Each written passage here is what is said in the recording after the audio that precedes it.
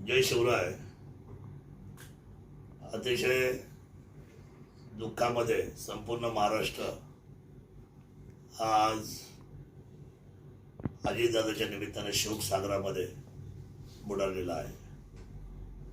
घटना झाल्यानंतर मी सर्व कामं बंद करून बारामतीच्या दिशेने गेलो होतो आणि जिथे ही घटना घडली ते संपूर्ण पाहणी केली.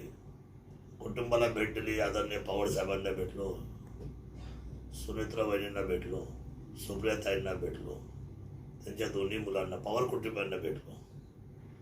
दुःख महाराष्ट्राला अतिशय अतीव आहे. कारण अजितदादांचा 40 वर्षाचा सार्वजनिक असलेला महाराष्ट्राचं असलेलं नातं हे सर्वांना सर्व दूर आहे आणि प्रत्येकाच्या हृदयापर्यंत.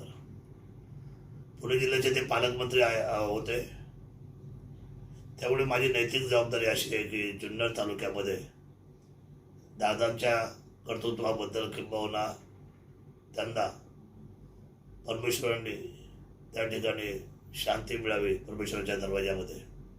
म्हणून उद्या सकाळी दिनांक 30 जानेवारी 2026 ठीक सकाळी 11 वाजता सर्व पक्षीय आणि विषय म्हणजे तालुक्यातल्या सर्व बंधू भगिनींना माझी विनंती राहील की त्या ठिकाणी आपण तुळशी मंगल कार्यालय आळेफाटा सकाळी 11 वाजता शोक सभेचं आयोजन करण्यात आलेलं आहे.